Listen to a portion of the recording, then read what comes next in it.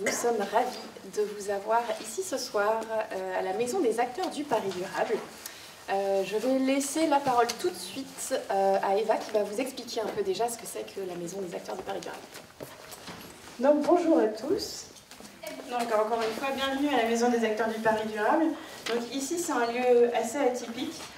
C'est un lieu, c'est aussi un projet, c'est aussi un dispositif. En fait, on est un projet de la mairie de Paris.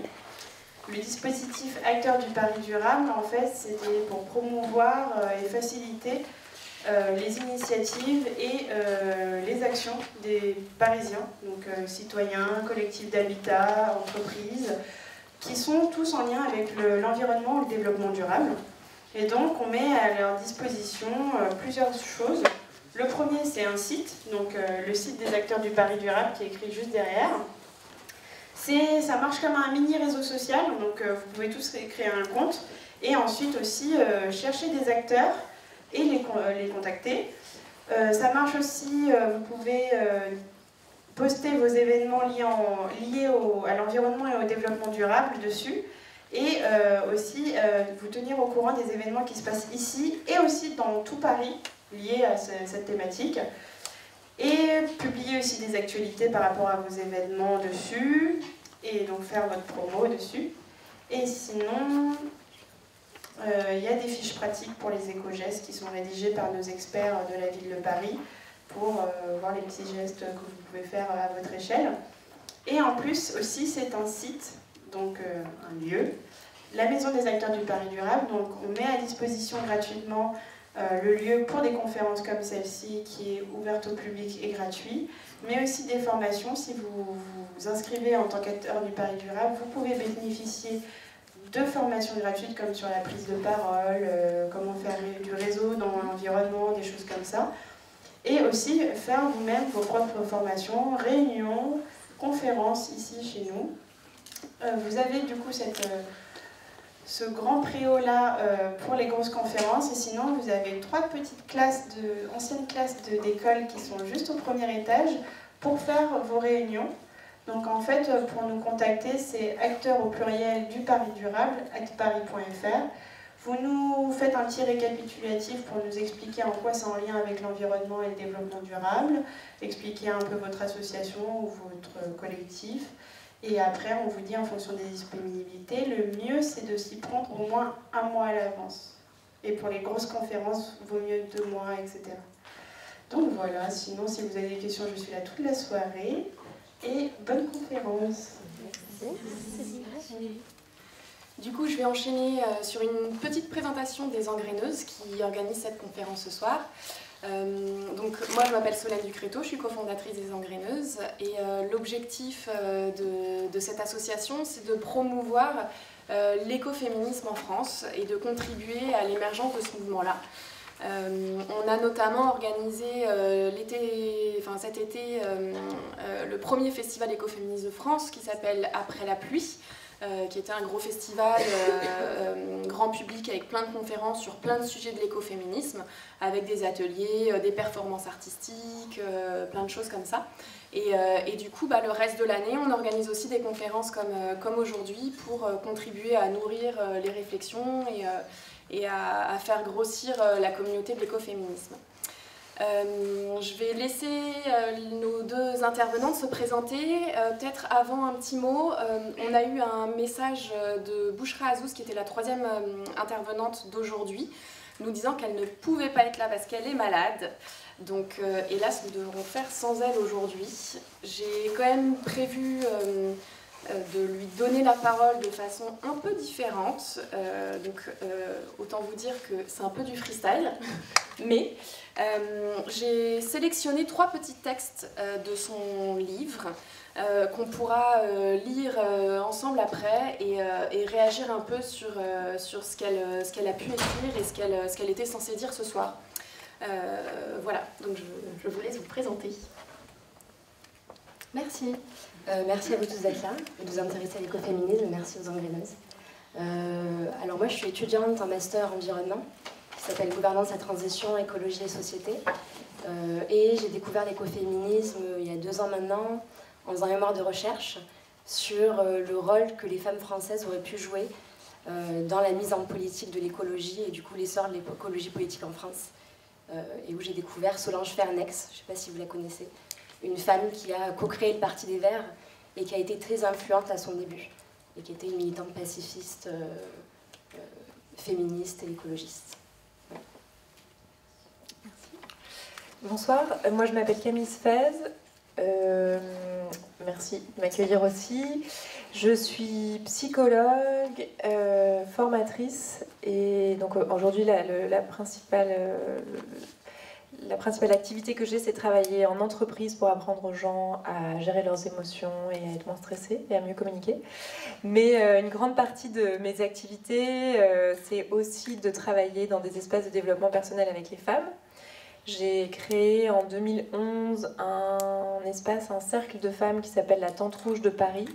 Et depuis, en fait, j'accueille des femmes dans ces espaces qui sont plutôt des espaces de parole, mais aussi de pratiques, de rituels, enfin voilà, un certain nombre de choses, on en reparlera.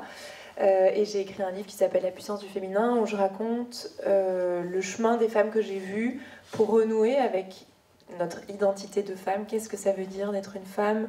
Est-ce que c'est la même chose que d'être un être humain ou pas ? Voilà, c'est un peu les questions, je pense, pour lesquelles je suis là ce soir. Merci. Ah oui, vous avez un micro d'ailleurs. Ah oui, ok. Voilà. Du coup, aujourd'hui, nous avons donc choisi comme sujet de rencontre liberté, égalité, sororité, le terreau de l'écoféminisme. C'est tout simplement parce que dans le contexte social, environnemental, économique où on est aujourd'hui, ça nous paraissait important d'aborder ces questions-là. D'une façon un peu innovante, on va dire, avec l'angle de l'écoféminisme.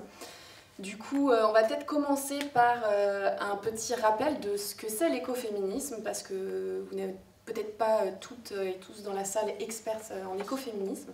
Donc du coup, est-ce que tu peux nous dire un peu, Nina, nous refaire un petit historique de ce que c'est l'écoféminisme ? Merci. C'est bon ou pas ? Alors c'est un terme qui est apparu plus ou moins en même temps en France et aux États-Unis. Et en fait, c'est une Française qui a écrit le terme pour la première fois, Françoise d'Aubonne. C'était une militante féministe et aussi pour les droits des homosexuels et une écologiste, elle est Françoise d'Aubonne. Et en 1974, dans un livre, Le féminisme ou la mort, elle a mis au point le terme écoféminisme en faisant un peu, et elle a théorisé, et elle a fait la synthèse et un mélange entre le féminisme de Simone de Beauvoir, qu'elle appréciait beaucoup pour l'émancipation des femmes, mais qui rejetait un peu la nature, et elle a mêlé ça à l'écologisme d'un monsieur qui s'appelle Serge Moscovici. Et en fait, elle a fait le parallèle entre la domination et l'exploitation des humains sur la nature et de l'homme sur la femme. Et du coup, pour elle, il y avait deux moments charniers apparemment de cette domination-là. Je crois que le tout premier, elle remonte il y a très longtemps lors de la sédentarisation des humains et la découverte de l'agriculture. Et pour elle, c'est à ce moment-là où l'homme s'est mis à s'approprier la fertilité de la nature en faisant de l'agriculture. Et en même temps où il s'approprie la fertilité de la femme, parce que pour elle, c'est à ce moment-là où l'homme aurait découvert son rôle dans la procréation. Et du coup, ils auraient un peu arrêté de voir la magie dans la procréation et de vénérer un peu la femme. Et après, le deuxième gros moment de domination de la nature et la femme, pour elle qui est important, c'est la chasse aux sorcières, où là, il y a eu des dizaines de milliers apparemment de femmes qui seraient mortes. Notamment de guérisseuses, de sages-femmes, de femmes qui avaient la connaissance des plantes de la médecine. Et pour elles, c'est un moment où on a un peu domestiqué les femmes, où on les a bridées, et aussi où l'homme s'accaparait la médecine. C'est un peu l'essor de la propriété privée, parce qu'on s'est aussi attaqué aux paysans. On s'est mis à faire des clôtures, à arrêter les communs, donc des espaces où les villageois cultivaient ensemble la nature. Et ça a été le moment où beaucoup de scientifiques et de philosophes Donc le plus fort des bûchers, c'était pas au Moyen-Âge, c'était pendant la Renaissance. C'est l'époque où des scientifiques se sont mis à désacraliser la nature et à se dire qu'on pouvait extraire tout ce qu'on voulait du sol. Et ils se sont mis à associer la nature et la femme en disant qu'on pouvait maintenant violer le sol comme on violait la femme. Et ça a été le moment où il y avait Descartes et Bacon qui se sont mis à vraiment encenser la raison et à séparer tout ce qui était la raison du corps, la nature, de la culture. Et ça a été un moment où on a associé, on a fait beaucoup de dualisme comme ça, on s'est mis à hiérarchiser des valeurs, et on a associé tout ce qui était la nature, le sensible, l'émotionnel à la femme. Et depuis, ça a été des valeurs beaucoup dévalorisées. Et du coup, pour Françoise d'Aubonne, c'est ces valeurs-là qui ont été dévalorisées et associées au féminin, en fait, mais qui n'étaient pas seulement féminines, mais propres à l'être humain. Donc tout ce qui est compassion, émotion, le sensible, la matière, la nature, qu'il faudrait revaloriser pour libérer non seulement la femme, mais toute l'humanité. Et du coup, après, il y a plein d'activismes qui ont réutilisé ça. Justement, est-ce que tu peux nous dire en quoi l'écoféminisme propose une façon de libérer la société des carcans patriarcaux? Alors j'ai l'impression que c'est en dépassant du coup les valeurs qui ont été assignées, les stéréotypes à chaque genre. Parce que pour les écoféministes, on vit dans une société où les valeurs qui prédominent sont vraiment des valeurs de compétition, de culture, de raison, et qui créent des systèmes de domination où l'homme est au-dessus de la femme, les pays du Nord sur les pays du Sud, les Blancs sur les non-Blancs, les humains sur la nature, et une vision très anthropocentrée aussi, où l'homme est en haut de la pyramide des espèces vivantes. Et du coup, l'écoféminisme, il espère libérer pas seulement les femmes, du coup tout le monde, en se disant c'est cela, les valeurs qui ont été associées à la femme mais très dévalorisées, on pourrait tous se les réapproprier pour avoir un rapport plus sain entre humains, mais aussi par rapport à la nature. Est-ce que par hasard tu aurais en tête quelques actions concrètes ou des choses vraiment on va dire, de terrain, des initiatives qui pourraient incarner ça?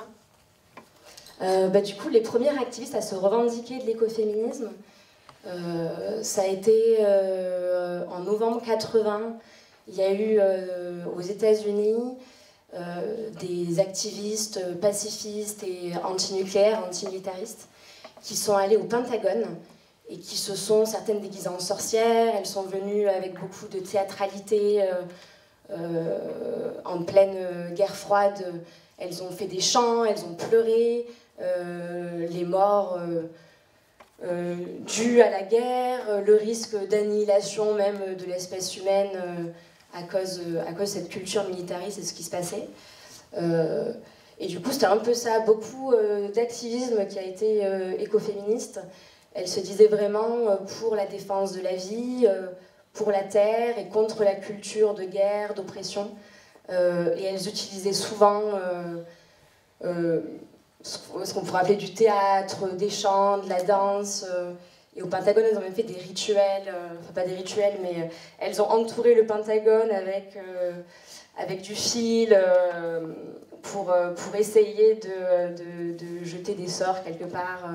Elles avaient amené des cimetières aussi au nom de tout ce que cette société-là tuait.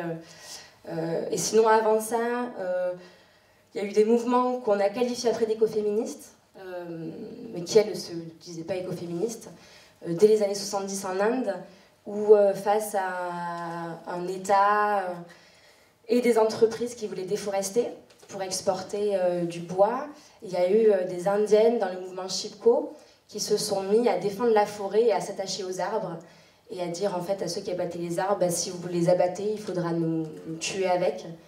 Parce qu'à la fois elles avaient un lien fort à la forêt et aussi c'était un moyen de subsistance pour elles. Et d'ailleurs, je ne sais pas si certains connaissent Vandana Shiva, et ben apparemment elle a vraiment été inspirée et commencé dans le mouvement Chipko avant de continuer son activisme. Et voilà. Et sinon en France on connaît moins, mais il y a eu beaucoup de mouvements anti-nucléaires menés par des femmes aussi. Il y a eu à Plogoff, où apparemment c'était des femmes hommes et femmes, mais surtout des femmes de marins apparemment qui ont réussi à éviter la construction d'une centrale nucléaire. Il y a souvent ce lien aussi santé-écologie dans ces combats menés par des femmes. Et sinon, à Fessenheim, il y a eu aussi, avant la construction de la centrale et pendant, beaucoup d'opposition, notamment de femmes qui voulaient faire arriver jusqu'à eux les informations sur les dangers du nucléaire. Et il y a même Françoise d'Aubonne avec d'autres femmes qui auraient revendiqué la mise d'une bombe à Fessenheim, qui n'aurait pas fait de dégâts de personnes, hein, mais elles ont pu retarder d'un an les travaux de la centrale. Donc parfois elles font ça aussi. Ok, est-ce que tu peux nous dire quelques mots aussi sur les différentes branches de l'écoféminisme, parce qu'on est en train de plus en plus de parler des écoféminismes et pas de l'écoféminisme, notamment la branche matérielle, on va dire, et la branche spirituelle de l'écoféminisme, et parler un peu des différences, des ponts, tout ça. Alors en France, on n'aime pas trop l'essentialisme. Du coup, on était plutôt... Françoise d'Aubonne était plutôt... ce qu'apparemment on appelle l'écoféminisme matérialiste ou constructiviste. Et du coup, pour eux, c'était pas de dire que c'était aux femmes de sauver la planète, ni qu'elles avaient un lien particulier à la nature, mais c'était de dire que en fait, les rôles sociaux qu'on leur a attribués et la manière dont on les a éduquées faisaient qu'elles étaient plus promptes à être dans les activités de soins, l'empathie, ce qu'on appelle le care, la sollicitude, ces choses-là, et que au lieu de rejeter tout ça en bloc pour s'émanciper en devenant en fait comme des hommes, l'émancipation pouvait passer par une réappropriation de ce lien-là, en se disant qu'au final c'est des qualités dont toute l'humanité aurait besoin, et notamment dans des périodes de destruction écologique, et que ce serait bénéfique pour les êtres humains, hommes et femmes, de valoriser ces activités-là et ces valeurs-là, qui avaient été vraiment dévalorisées. Et on voit comment tout ce qui est émotion et empathie est pas forcément la priorité dans les systèmes dans lesquels on est. Et après, il y a l'écoféminisme qui est plus spirituel. J'ai l'impression qu'il commence un peu chez nous. Mais qu'on voit beaucoup aussi dans des pays du Sud qui n'ont pas la même culture. Donc apparemment Shiva c'est un peu ça, mais je connais pas trop. Mais sinon j'avais une amie de master en environnement qui était en Équateur, et là-bas, notamment des populations autochtones d'Amazonie, ils ont vraiment ce sens-là que dans leur croyance, la femme est plus proche de la nature de par sa nature cyclique. Et en Équateur, il y a notamment un groupe de femmes d'une dizaine de communautés indigènes différentes qui s'appelle Mujeres Amazonicas, qui, entre femmes, là pour le coup en non-mixité, défendent l'Amazonie et se battent contre les groupes pétroliers de l'extractivisme. Et après, aux États-Unis, elles ont l'air moins réticentes aux critiques qui pourraient être faites d'essentialisme. Et j'ai l'impression qu'il y a, notamment avec Starrock, qui se dit sorcière, une militante écoféministe, que là c'est un peu plus vers le sacré et vont avoir de la puissance pour militer en faisant, je crois, des rituels à la déesse mère. Donc ça je connais pas trop, mais du coup ça serait une branche un peu plus spirituelle. Effectivement, Starrock, elle parle beaucoup de magie politique et elle croit beaucoup au fait de pouvoir réinventer un peu la politique au travers la magie. Effectivement, il y a plein de choses intéressantes à aller chercher de ce côté-là aussi.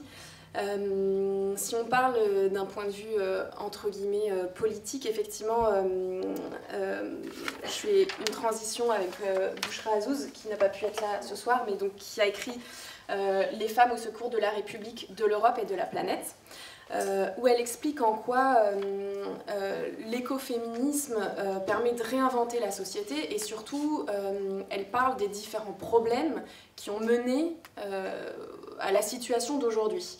Elle explique notamment que si on remonte depuis les droits de l'homme ont été aussi, a fait partie des gros événements de l'histoire qui ont contribué à faire que ça aille de mal en pis. La première des choses étant que, à l'origine, c'était vraiment les droits de l'homme, pas de la femme. C'était les droits de l'homme avec un petit H, et qu'il a fallu attendre quand même un sacré moment avant que ça devienne le droit de l'homme avec un grand H. Et je vous propose tout de suite de lire un petit extrait qui introduit ce sujet-là. Et alors là, je vais proposer de le faire de façon collaborative. Est-ce que quelqu'un ou quelqu'une d'entre vous accepterait de venir lire le petit passage? Ça dure une petite page. Est-ce que quelqu'un se défie? Quelqu'une? Pourquoi pas? Ah, super.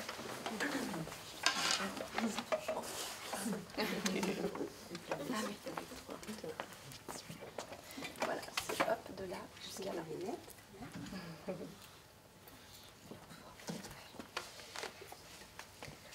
Bonsoir. À cette époque, les femmes, dans leur immense majorité, ne revendiquent pas les droits civiques ou politiques. Et les rares qui osent avancer ces thèses sont, pour les républicains de l'époque, des hérétiques qu'il faut non plus brûler, mais décapiter. Il faudra beaucoup de sacrifices et de temps pour faire naître un embryon de prise de conscience sur la condition des femmes, y compris au sein des femmes elles-mêmes, les premières à avoir intégré durablement leur asservissement docile. Olympe de Gouges est la figure la plus emblématique de cette lutte pour l'égalité de tous et de toutes à l'aune de la Révolution, inspirée par les philosophes des Lumières, comme Condorcet qui écrit le 3 juillet 1790 sur l'admission des femmes au droit de cité. Tous n'ont-ils pas violé le principe de l'égalité des droits en privant tranquillement la moitié du genre humain de celui de concourir à la formation des lois, en excluant les femmes du droit de cité? Est-il plus forte preuve du pouvoir de l'habitude, même sur les hommes éclairés, que de voir invoquer le principe de l'égalité des droits en faveur de 300 ou 400 hommes qu'un préjugé absurde en avait privé et l'oublier à l'égard de 12 millions de femmes? Avec la force de ses courants philosophiques progressistes, de ses idées qu'elle a fait siennes, Olympe de Gouges ouvre une voie extraordinairement cohérente, audacieuse et courageuse, en posant les principes d'égalité d'emblée dans une perspective universelle. Cette ligne de force l'aura poussée à défendre la liberté et l'égalité pour les femmes, mais aussi pour les esclaves, dans ce temps atroce où les lumières de l'humanisme s'accommodaient des pratiques honteuses de la traite des Noirs. Elle écrira plus de 70 ouvrages, romans, pièces de théâtre, pamphlets. On retiendra sa pièce de théâtre écrite en 1785, Zamor et Mirza, rebaptisée « L'esclavage des Noirs », où elle critique le code noir. Sur le même thème, elle publie en 1788 un manifeste pour l'abolition de l'esclavage intitulé « Réflexions sur les hommes nègres ». La même année, elle publie dans le Journal général de France un article, Projet d'une caisse patriotique, où elle propose des réformes à la fois politiques, sociales, familiales, pour améliorer la condition de vie du peuple. On dira d'elle qu'elle a inventé l'impôt sur le revenu avant l'heure, imaginé les centres de PMI et envisagé une approche sociale de l'économie. Elle était contre la peine de mort et pour une action réfléchie de la solidarité. Dans ce contexte, l'engagement d'Olympe de Gouges est bien plus qu'une audace.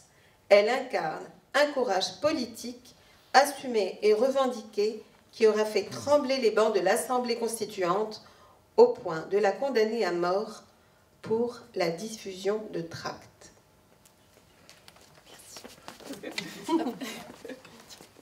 Merci. Vous appelez comment?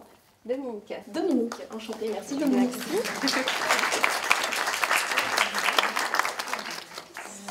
Voilà, donc effectivement, Olympe de Gouges, personnellement, que moi, à mon époque, j'ai absolument pas étudié dans mes livres d'histoire et de tout mon cursus scolaire. Peut-être que d'autres ont eu plus de chance que moi.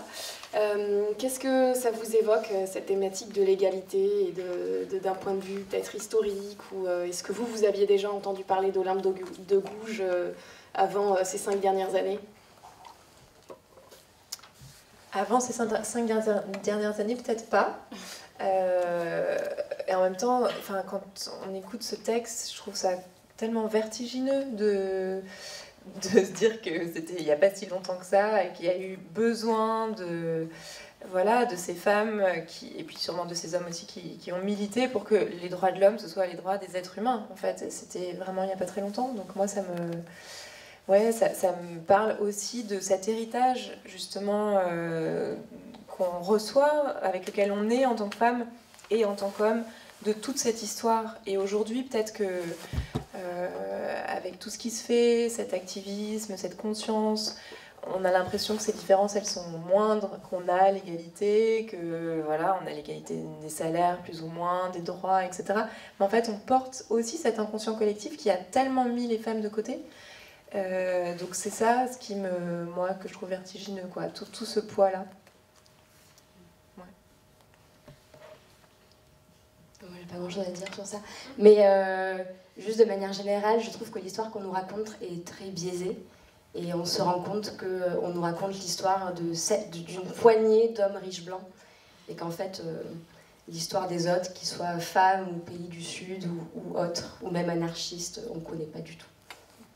Et ça, pour rebondir, c'est vraiment quelque chose que Starhawk revendique. Elle parle de l'importance de raconter des histoires et de nous raconter des histoires, de collectivement créer un imaginaire, voilà, comment on peut avoir de l'impact sur cet inconscient collectif, c'est aussi en se racontant des nouvelles histoires sur ce qui s'est passé. C'est pour ça que tu parlais de théâtre tout à l'heure, de ces activistes américaines qui mettaient en scène des choses. Théâtre, moi je vois des actes psychomagiques dedans, mais il y a quelque chose dans ces gestes qui sont faits pour être vus et faits aussi pour qu'on s'en rappelle, en fait. Et ces images, on peut les voir, hein, ces images des tours là qui sont entourées de fils, ça vient ancrer des nouvelles images en fait dans notre mémoire et du coup dans l'inconscient collectif. Donc je trouve que je sais pas, on pourra développer ça. Je trouve que c'est vraiment aussi une manière intéressante de rétablir l'équilibre. Complètement. C'est une super transition pour le texte d'après. Est-ce que quelqu'une d'autre ou quelqu'un accepterait de reprendre la parole ? C'est pas très long, je vous promets, c'est moins long que le premier. C'était long quand même. Je suis dyslexique, donc si vous me le faites lire, ça va être une enfant de 3 ans. 6 peut-être. C'est deux là. Ah, deux là. Alors, aucun territoire ne peut être mis de côté, ni dans notre analyse, ni dans les dynamiques à mettre en place pour lutter contre les inégalités et promouvoir un nouvel imaginaire, en particulier les territoires où s'est exercée, en plus des discriminations sociales et territoriales, la discrimination raciale et l'esclavage. Les sociétés afro-caribéennes sont structurellement encore largement traumatisées par les méfaits et les conséquences persistantes du Code noir dans l'organisation sociale. Si le Code noir excluait l'homme esclave de son rôle de père au point de lui confisquer le droit de donner son nom à ses enfants, on comprend comment ce contexte atroce a propulsé la femme au centre du foyer, de la case et de la famille. La femme continue d'être appelée le potomitan, en référence au poteau du milieu, celui qui permet à tout l'édifice de tenir sans jamais faillir. La responsabilité est lourde et permanente. Ne jamais tomber, ne jamais se laisser aller, surmonter tout, les 2 pieds solidement ancrés dans la terre matricielle. La société antillaise est encore très largement matrifocale et l'assignation à des rôles normés est très présente. Les familles antillaises sont ancrées dans le célibat, alors qu'en métropole, les situations de monoparentalité sont dans leur très grande majorité consécutives à un divorce. En Guadeloupe, 60% des enfants naissent hors mariage et 50% des naissances ne sont pas reconnues par le père. Là aussi, les imaginaires sont à reconstruire, y compris en métropole, où les préjugés et les stéréotypes enferment dans des jugements, là où l'analyse sociologique et historique apporte une autre lecture des inégalités structurelles de ces sociétés. Ce sont encore une fois les femmes, en interrogeant les causes de leurs oppressions et en organisant leur lutte pour leur émancipation, qui sont capables de changer structurellement la société, en bouleversant les imaginaires et en proposant une autre voie pour abolir en profondeur ce qu'il reste de cet héritage esclavagiste dans les sociétés afro-caribéennes. En cherchant les moyens de s'émanciper, non pas du patriarcat mais de la matrifocalité, les femmes d'outre-mer s'attaquent à l'imaginaire collectif, créant les conditions d'une nouvelle dynamique de la relation homme-femme et plus encore des rapports sociaux entre les sexes. Merci.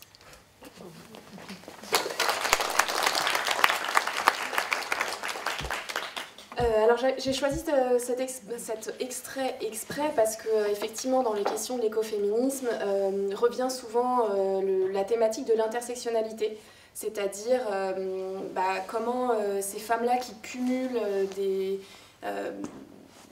freins, on va dire, dans leur vie peuvent s'en sortir, et encore plus si on leur rajoute la question de l'environnement dessus. Je trouvais que c'était un exemple intéressant du coup. Qu'est-ce que vous, ça vous évoque? Qu'est-ce que l'intersectionnalité dans l'écoféminisme, ça vous évoque? Ou est-ce que vous avez d'autres exemples de cas, je sais pas?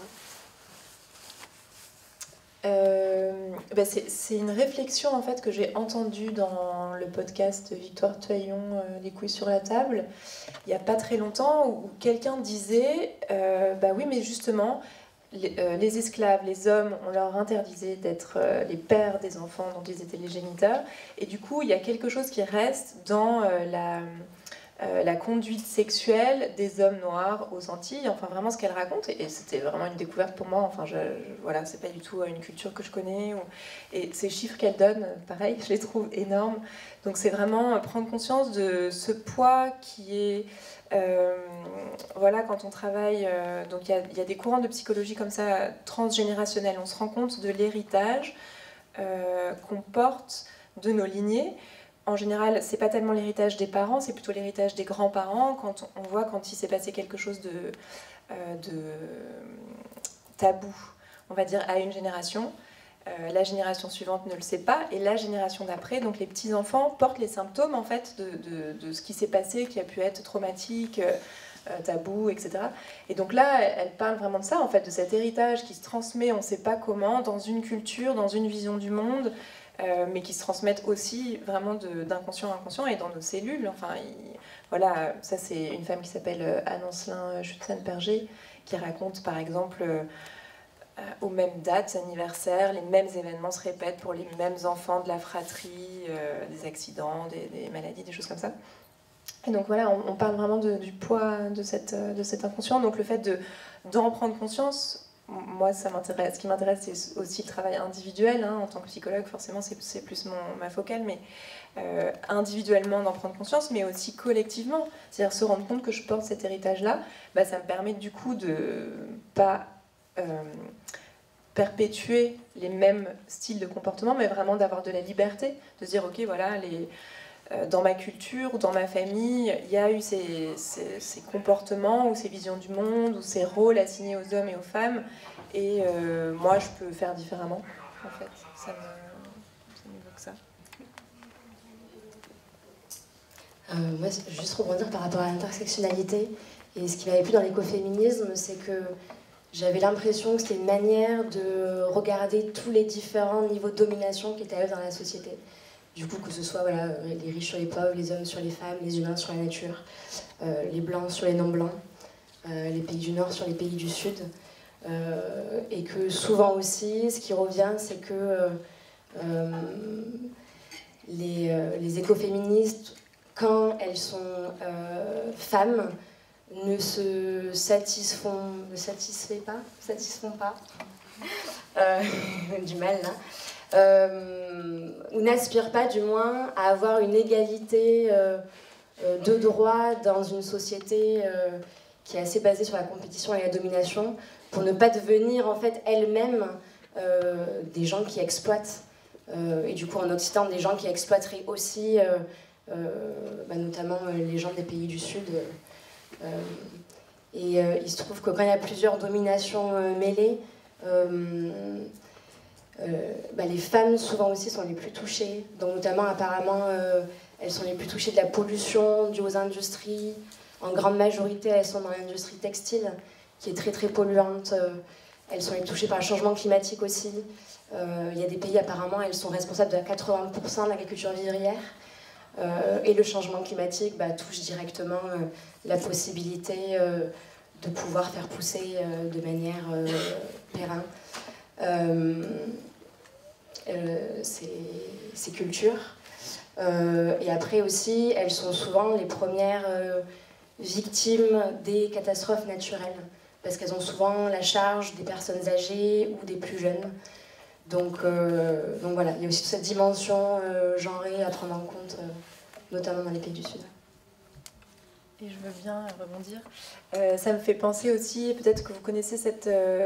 donc Johanna Massy, c'est une activiste écoféministe qui parle justement de cette question de la domination. Et elle dit parce que tu parlais tout à l'heure du pouvoir, en fait, comme il y a une nouvelle définition du mot pouvoir, qui n'est pas le pouvoir de la domination, mais qui est vraiment le pouvoir de faire. Et elle dit, nous, on ne va pas se servir de notre pouvoir comme d'une arme à feu. Notre pouvoir, c'est nos mots, quelque chose comme ça. Franchement, je suis désolée, c'est pas vraiment la vraie, c'est vraiment ce qu'elle a écrit. Mais c'est ça aussi, ce qu'on vient d'entendre là, c'est aussi le pouvoir de nos mots, le pouvoir de l'imaginaire. Et c'est une nouvelle conception aussi de ce que c'est que d'avoir le pouvoir, en fait. Effectivement, ce qu'on est aussi en train de remarquer, c'est que dans le mouvement naissant de l'écoféminisme en France, ça correspond exactement à tout ça, c'est-à-dire qu'il y a de plus en plus d'associations, de collectifs qui sont en train de se créer, et ce sont 99% des collectifs citoyens, donc des femmes qui décident, suite à une réunion comme ce soir par exemple, de se dire, en fait, pourquoi on ne créerait pas notre propre... collectif, groupe écoféministe, et il n'y a même pas besoin de s'inscrire dans le registre des associations. Faisons ça, on fait nos pique-niques solidaires écoféministes tous les week-ends. Il y a de plus en plus en fait, d'initiatives qui sont en train d'émerger comme ça aujourd'hui, et c'est ce qu'il y a de vraiment beau dans cette histoire. Et justement, est-ce que tu peux nous dire, Camille, toi, comment est-ce que tu vois dans ton travail, comment est-ce que tu peux observer cette sororité qui se met en place de façon hyper naturelle et spontanée? Ou peut-être pas. J'observe un grand désir de sororité. J'observe beaucoup de femmes qui viennent, donc moi les femmes qui viennent dans les espaces que je propose, elles viennent dans un cercle parler comme ça pendant une soirée avec des femmes qu'elles ne connaissent pas, parler d'elles, déposer quelque chose...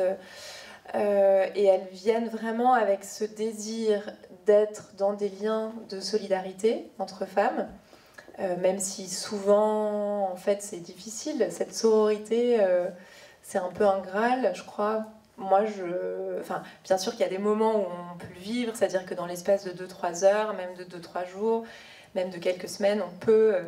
sentir que, voilà, en fait, pour moi, le mécanisme qui est derrière, c'est la question d'être dans sa vulnérabilité. Si je me montre telle que je suis, si je fais tomber les masques, eh ben, mon histoire va résonner, en fait, que je sois homme ou femme, que je sois jeune ou vieille, que je parle avoir des enfants ou pas. Enfin, en fait, ça résonne à partir du moment où c'est vivant. Donc, il y a quelque chose de rentrer en résonance, et du coup... d'entendre les témoignages des unes et des autres, ça nous donne un sentiment de communion. Donc il y a vraiment... Et puis ça donne de la force, cette communion. Je me sens moins seule, j'ai l'impression que j'ai entendu plein de personnes qui parlaient de moi ce soir, où je résonne avec différentes choses. Et en même temps, je crois qu'il y a une grande blessure aussi au niveau du féminin, enfin en tout cas au niveau de l'inconscient collectif et de l'héritage des femmes, pour être plus clair, une grande blessure de la compétition, de la trahison. Et donc, moi, mon expérience, c'est par exemple, j'accompagne des femmes sur 1 an, tous les mois, à se réunir dans ces espaces. Il y a plein de moments où en fait une femme de qui j'aimerais me sentir proche va me renvoyer en miroir tout ce que je ne suis pas, tout ce que j'aimerais être, tout ce que je n'aimerais pas être. Et donc du coup il y a beaucoup de choses à apaiser en fait pour moi à cet endroit-là. Donc il y a en même temps un grand désir et c'est super. Et je pense du boulot avant qu'on soit vraiment dans une solidarité. C'est ce que je trouve intéressant dans ta démarche, c'est que tu travailles d'abord sur l'individuel pour ensuite faire rayonner ça sur le collectif. Et du coup, est-ce que ce serait pas un peu ce sur quoi il faudrait idéalement que tout le monde travaille pour arriver à cette fameuse sororité?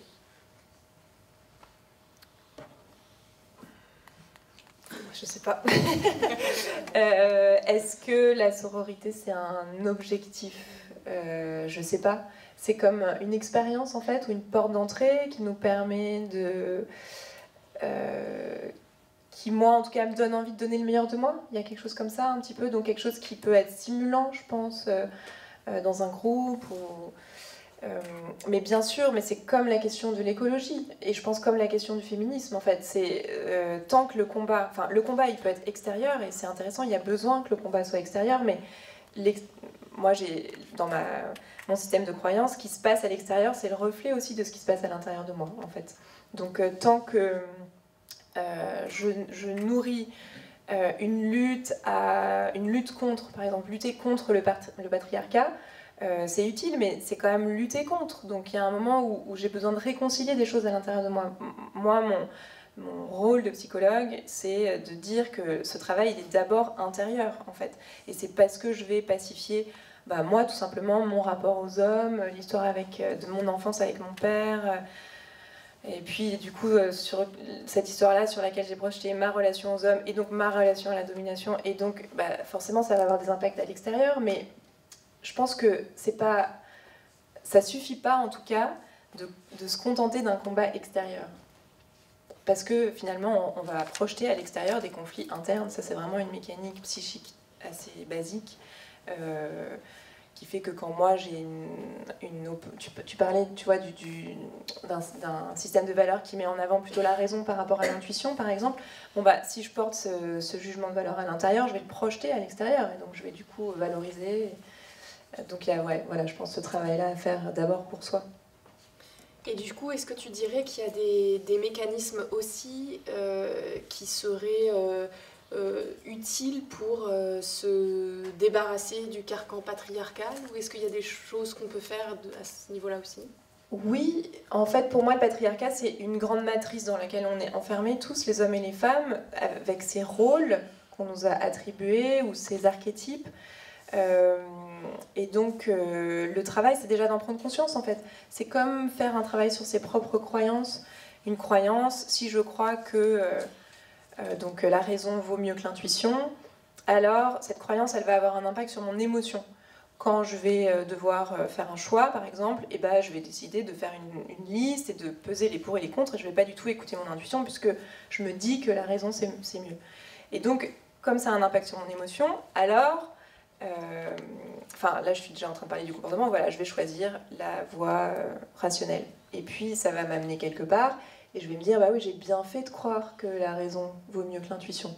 Donc en fait la croyance, ça s'auto-valide toujours, on est toujours enfermé dans nos croyances. Ce qui est important, c'est d'en prendre conscience. Donc pour moi il y a vraiment le patriarcat, c'est un système de croyances qui dit les hommes doivent être comme ci, les femmes doivent être comme ça, la sensibilité c'est féminin, le courage, je ne sais même pas où on le place, toutes ces croyances, et donc prendre conscience de ces croyances et puis se dire ok, en fait, qu'est-ce que ça change si moi je définis les choses différemment? Est-ce que je vais me sentir... Ce qui est important, c'est que ça ait un impact sur mes émotions, il faut que j'y croie, c'est pas juste de la pensée magique, mais si je me dis ok, l'intuition a autant de valeur que la raison, peut-être que la prochaine fois que j'ai un choix à faire, je vais me laisser la possibilité de faire un choix différemment, et puis je vais me dire ah oui tiens, c'est intéressant ce choix que j'ai fait, finalement ça m'emmène peut-être ailleurs, et donc c'est comme ça que les croyances changent, et que du coup ce patriarcat, je crois, c'est une des manières de voir les choses, mais en tout cas cette matrice d'idéaux et de valeurs va pouvoir se transformer. Il y a aussi une chose que j'ai trouvée hyper intéressante en regardant un peu plus ce que tu faisais, c'est qu'en fait tu arrives à utiliser aussi le numérique pour créer du lien avec les femmes. Est-ce que tu peux nous parler de tes cercles connectés ? Oui, j'en ai pas fait beaucoup, mais tu parles de ce que je fais sur Instagram, c'est ça ? Donc ça m'est arrivé de proposer des méditations en live. Alors je ne sais pas si vous connaissez tous cet outil, mais en gros, virtuellement, on se réunit tous à la même heure, et moi je suis devant mon téléphone et je guide une méditation comme si j'étais face à vous. Et c'est très étonnant, j'ai pas une grande expérience de ça, mais c'est très étonnant parce qu'il y a vraiment des choses qui se passent que moi je perçois, et puis que les femmes perçoivent aussi derrière leur téléphone, en fait. Pour moi, il y a tout un champ de découverte de la physique quantique, de ces égrégores, et à partir du moment où on se relie à une pensée ou à un hashtag ou à un temps donné, on rentre en résonance les uns avec les autres, et donc évidemment ça marche avec le désir de se relier. je pense que c'est comme une question de foi, quoi. C'est ta foi t'a sauvé. C'est mon désir de me relier qui fait que je vais trouver que c'est fort, probablement. Je dis pas... Enfin, moi, je sais pas vraiment ce qui se passe, en fait. Hein. Je suis juste témoin de ça, mais... ouais, voilà, j'ai vraiment l'impression qu'il y a ce désir de connexion. Et on parlait de Starhawk tout à l'heure. Donc cette activiste américaine qui se définit comme sorcière et qui va faire vraiment des rituels. Voilà, donc là aujourd'hui, vous pouvez la suivre, elle fait des rituels de célébration de saison. Voilà, je pense sur son site internet, enfin je sais même pas trop où on les trouve, mais bon, je pense que c'est assez facile à trouver. Mais où par exemple, elle va réunir des hommes et des femmes chaque jour à la même heure pour dire on fait une prière ensemble pour que telle action politique se passe. Enfin, là je fais un peu un amalgame entre ce qu'a fait Starhawk dans les années 80 autour du nucléaire, etc. et puis ce que font il y a des activistes aux États-Unis anti-Trump, je sais plus comment elle s'appelle, faire le witch block et tout ça en fait, qui font ça, qui font vraiment, donc on va décider d'allumer une bougie et de faire ensemble en même temps une prière pour dire Trump va être destitué. Bon, c'est pas que ça ne suffit pas, mais en tout cas, dans leur conception du monde, ça fonctionne. Et moi, je crois qu'au niveau invisible, il y a beaucoup de choses qui se passent. Donc, je trouve ça intéressant. Ouais. Super. Nina, est-ce que ça t'évoque des choses? J'ai le cerveau assez lent, du coup, souvent, c'est 2 heures après que... Ok, super. On arrive tout pile à la fin en tout cas, notre intervention là. Est-ce que vous avez des choses à rajouter, des choses qu'on n'a pas dites, que vous auriez aimé vraiment absolument aborder ce soir, avant qu'on passe aux questions? Oui, vite fait, par rapport à l'activisme, l'écoféminisme avait l'air d'avoir été un peu oublié pendant beaucoup d'années. Et là, de plus en plus, j'ai l'impression qu'il y a beaucoup de collectifs ou de militants qui, même parfois sans connaître l'écoféminisme, parce qu'il n'y a pas besoin de mettre un mot forcément dessus, ont des valeurs qui sont très proches de ces choses-là. Et je pense à Extinction Rebellion, où ils sont vraiment pas le lutter contre, justement, et promouvoir cette... Enfin, si, ils luttent contre. Mais je veux dire, parfois, ils font attention à la manière, enfin, à la forme. Donc, ils vont lutter contre quelque chose et contre la destruction écologique. Mais ils sont beaucoup dans des valeurs positives, qui sont l'amour, la solidarité... Et la rage.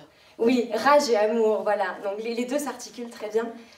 Et après aussi, je ne l'avais pas dit, mais je fais partie, bon, je suis une des plus vieilles et je ne suis pas très active, mais je fais partie des grévistes du climat. Et ça a commencé dans plein de pays l'année dernière. Et il y a eu un essor à Paris depuis février dernier. Et on a enfin voté... C'était assez flou, il n'y avait pas de valeur vraiment qui unifiait tout le monde, même s'il y avait déjà des gens très féministes à l'intérieur, ou des antispécistes, des antiracistes, mais c'était assez diversifié. Et là, depuis cet automne, on a enfin voté des objectifs et des valeurs communes, et ça a été voté à plus de la majorité. Je ne sais plus quel a été le processus exact de vote, mais ça a été adopté. Et pour moi, ça tend vers des valeurs écoféministes, parce que ces jeunes-là ont décidé qu'on est vraiment on tend vers l'antispécisme, l'antiracisme et le féminisme, et ils ont vraiment acté que la lutte écologique ne pourra pas être prioritaire ou dissociée, notamment de la lutte sociale. Et au tout début du mouvement, on faisait beaucoup de grèves le vendredi. Et là, de plus en plus, vous avez peut-être remarqué qu'il n'y a plus de grève le vendredi. Et en fait, ça a été parce qu'on cherche à faire ce qu'en fait, au final, beaucoup d'écoféministes tendent à faire, c'est-à-dire faire des mouvements de convergence révolutionnaire. Et du coup, même si on est peu et on n'est pas du tout... Enfin, moi, je parle de ce que je connais, mais il y a plein d'autres militants qui font ça. Mais on va plus grossir les troupes de choses déjà existantes. Donc, aller à la marche contre les violences sexistes, aller avec les Gilets jaunes le samedi...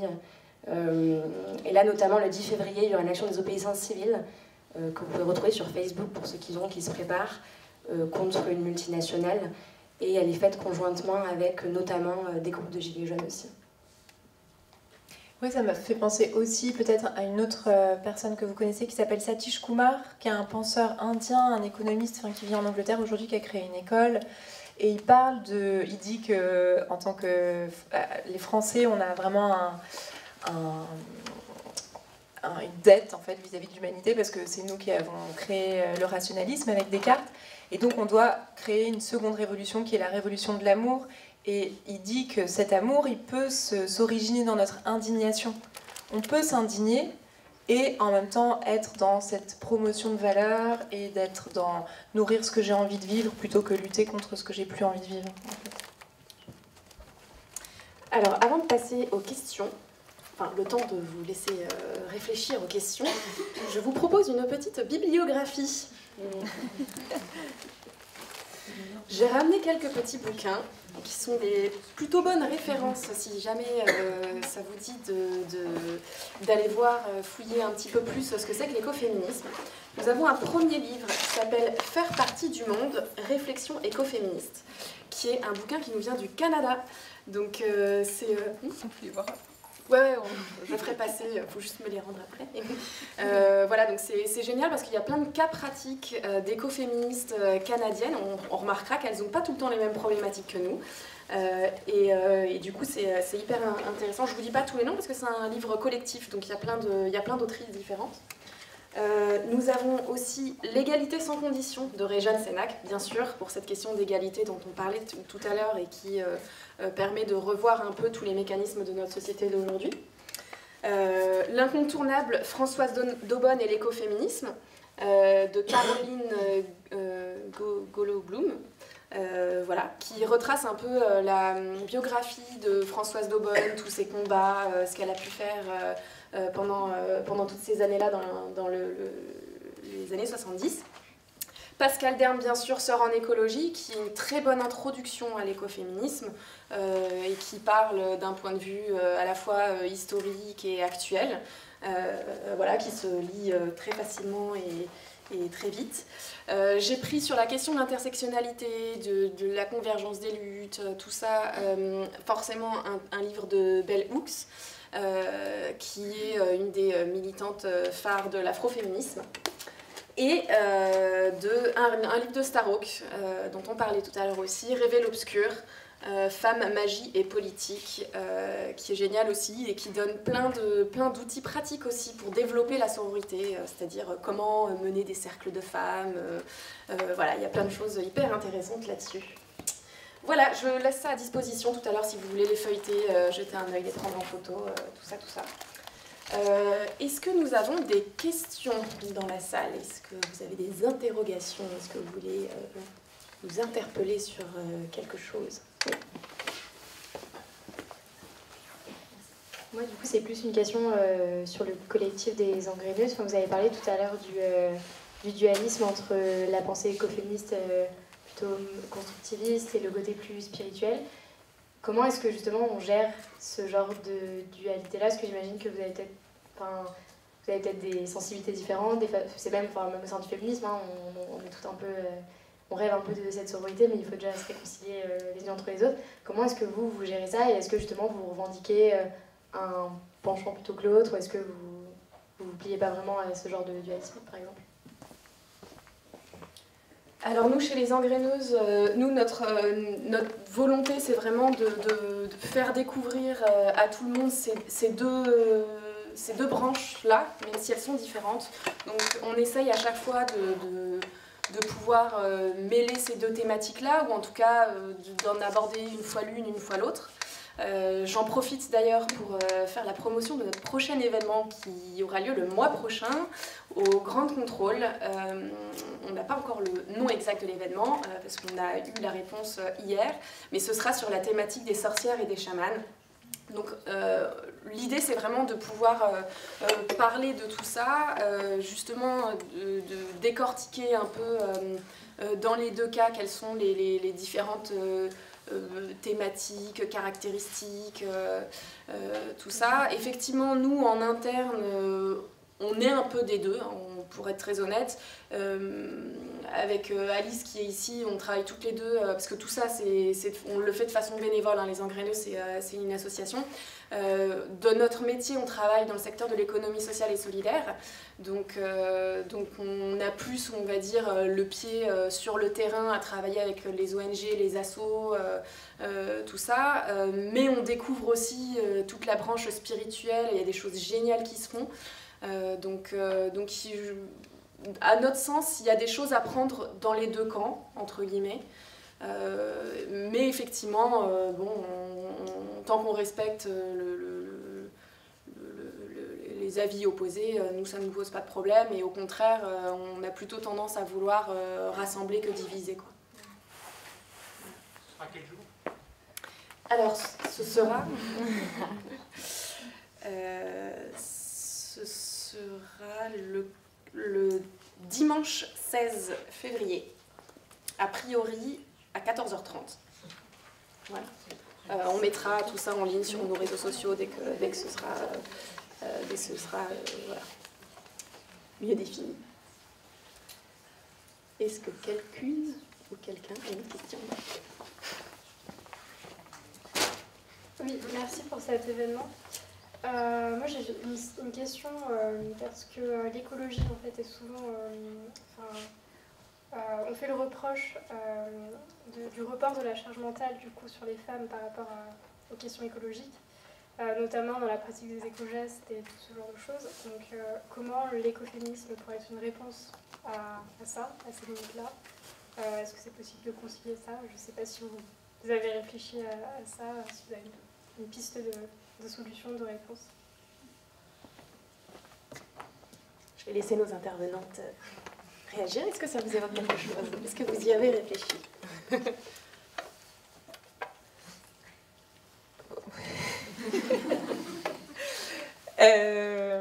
J'y ai pas vraiment réfléchi. Mais cette question de la charge mentale, je trouve que c'est intéressant parce que il y a les chiffres qui sont là, qui parlent, voilà, le travail ménager, 3 heures de plus par semaine pour les femmes, enfin, et donc, enfin, pas que charge mentale, du coup, charge aussi, parce que je suis désolée, je suis pas aussi précise que ce que tu disais, mais bon, du coup, de ces gestes écologiques. Et en même temps, pour moi, cette question de la charge mentale, c'est aussi quelle place je laisse à l'autre. C'est-à-dire que si c'est moi qui fais tout et qui contrôle tout et qui a envie que ce soit fait de telle manière, et, bah forcément, c'est moi qui le fais, en fait. Hein. Moi, je suis juste dans mon exemple. Dans mon couple, je suis nulle en organisation. Et donc, la charge mentale, en fait, je ne la prends pas parce que je n'ai pas la case. Donc, forcément, bah, il faut bien que quelqu'un la prenne. Donc, c'est mon compagnon qui la prend, quoi. Donc, je ne sais pas si c'est une vérité que... Enfin, je sais qu'il y a des chiffres, mais voilà, que les femmes vont être plus celles qui vont faire attention. Je pense qu'aujourd'hui, ça ne devrait pas. Oui, je pense qu'effectivement, les chiffres ils montrent que la charge mentale elle est quand même bien présente, surtout dans ces fameux éco-gestes. Ce que ces chiffres montrent aussi, c'est que souvent, cette réflexion autour des éco-gestes apparaît au premier enfant. Parce que c'est une période de remise en question, on a envie de faire les choses mieux, de préserver les générations futures, et cette question de charge mentale s'ajoute à ce moment-là. Dans l'écoféminisme, effectivement, on va dire que l'action première qu'on aimerait promouvoir, c'est la sensibilisation des hommes à ce que c'est la charge mentale et au fait de prendre en charge aussi toute la gestion des éco-gestes dans un foyer. Donc il y a effectivement cette période d'éducation, si on peut dire, des hommes à tout ça. Et puis, si on va même encore plus loin, une des premières choses à faire, ce serait ce fameux congé paternel à la venue d'un enfant, parce qu'on s'est aussi rendu compte qu'un homme, à l'arrivée d'un enfant, quand il doit gérer le quotidien d'un bébé, en fait, développe des liens particuliers avec l'enfant qui seront beaucoup plus durables et qui feront que les hommes auront plus tendance à s'impliquer dans l'éducation et dans le quotidien du foyer au sens large du terme. Donc effectivement, il y aurait ça. Après, c'est effectivement un combat de tous les jours et c'est beaucoup de sensibilisation sur l'entourage, sur éduquer aussi les enfants à pouvoir filer un coup de main de temps en temps. Voilà. Je vais rajouter. Déjà, moi ça m'évoque le fait que du coup c'est indissociable aussi et qu'il ne faut pas juste faire de l'écologie et oublier tout le côté social, sexisme, tout ça. De notre côté, vu qu'on est quand même en surproduction et en surexploitation des ressources, il faudra un moment que les écologistes beaucoup le font, hein, mais que du coup le reste de la société se mettre à penser, à repenser le travail, à partager la richesse, à partager le travail. Et du coup, peut-être ça pourra être une solution, plutôt que les femmes se retrouvent avec toutes les charges ou quoi. Si, de manière générale, on se met à produire moins et à travailler moins, on aura beaucoup de temps libéré. Donc, dans un monde imaginaire que j'espère arrivera bientôt, c'est plus facile à dire qu'à faire. Mais voilà, le but, je pense, pour une société écologique aussi, c'est de travailler moins et dans ce temps libéré, tout le monde peut, je suppose, avoir des comportements écologiques tels que faire la cuisine, faire son potager, toutes ces choses-là.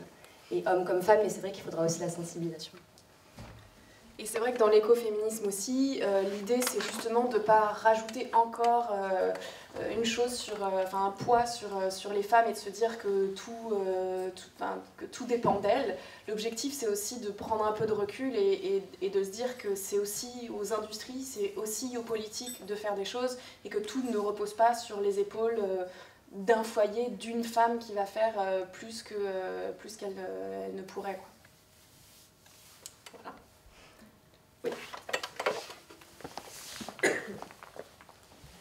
Moi, j'avais aussi entendu parler du terme d'écoféminisme vernaculaire, dans le sens de se réapproprier les savoir-faire, effectivement, qui ont été tellement dévalorisés.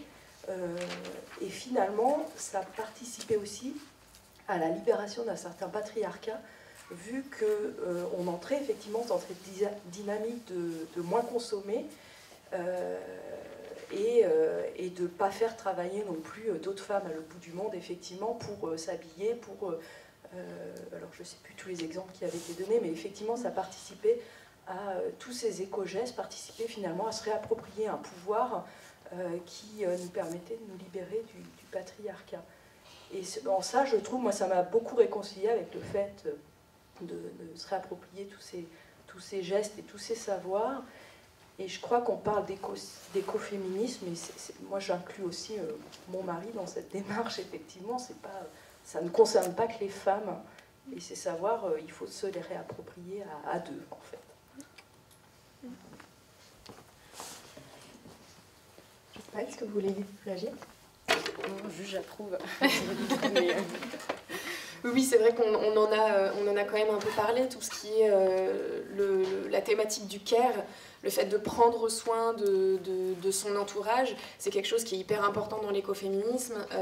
Et l'objectif, c'est notamment de revaloriser tous les métiers qui sont liés au care et qui sont complètement dévalorisés, qui sont majoritairement réalisés par des femmes.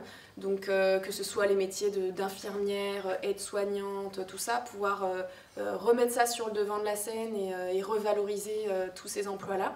Il y a la question des aidants aussi qui rentre en jeu, c'est-à-dire que le statut d'aidant en France, c'est-à-dire le fait d'aider un entourage, un proche, une personne âgée, ses parents, avoir un enfant qui est en situation de handicap. Ça en fait c'est un travail du quotidien qui fait parfois que les femmes sont obligées de quitter leur travail ou prendre un temps partiel pour pouvoir s'occuper de ce proche-là. Et le statut d'aidant qui est à 70%, qui sont à 70% des femmes, en fait n'est pas du tout aidé par l'État, par exemple. Il n'y a aucune subvention, il n'y a aucune aide, rien du tout à ce niveau-là. Donc effectivement, il serait temps de réfléchir à un nouveau système social aussi qui puisse prendre en charge tout ça.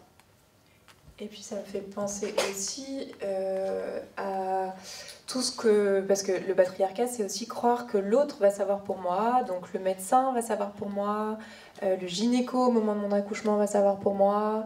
Donc il y a aussi la redécouverte je sais pas, de savoir utiliser les plantes par exemple, ou de pouvoir se nourrir différemment, de vivre une grossesse différemment. Enfin, moi je vois beaucoup de femmes en tout cas qui viennent par le biais, enfin qui se sont reconnectées à quelque chose de au-delà du patriarcat, je ne sais pas trop comment le dire, mais voilà, en tout cas, se reconnecter à leur féminin par ces biais-là, c'est-à-dire par le biais de la nutrition, de se soigner différemment, de vivre une grossesse différemment, et puis du coup, derrière, le pouvoir, il n'est plus à l'extérieur, c'est moi qui l'ai dans mon mode de consommation, dans ma manière de me soigner, dans l'écoute de mon corps, et là, il y a aussi un shift et un renversement. Je ne vais plus attendre que l'autre sache, mais je vais aussi juste moi apprendre à me faire confiance en fait et à aller chercher, à aller me former, à aller chercher de l'information, à en discuter avec d'autres. Donc là aussi il y a beaucoup d'entraide dans ces découvertes. Effectivement. Est-ce que nous avons une autre question? C'est tout bon? Écoutez, si c'est tout bon, je vous propose de clôturer notre rencontre aujourd'hui. Je vous incite à aller voir nos actualités sur nos réseaux sociaux, donc les Engraineuses. On a un Facebook, un Instagram, un site internet. On organise régulièrement des événements. En septembre prochain, nous aurons aussi la seconde édition du festival Après la pluie, festival écoféministe. Et je vous invite à faire la même chose pour la Maison des acteurs du Paris durable, qui publie régulièrement plein d'actus et qui met en avant plein de projets vraiment géniaux sur les questions de citoyenneté et de développement durable. Voilà. Et si vous voulez discuter de façon informelle avec nous, on reste ici encore, je pense, pour une petite demi-heure. Donc on aura l'occasion de papoter un peu si vous voulez. Merci.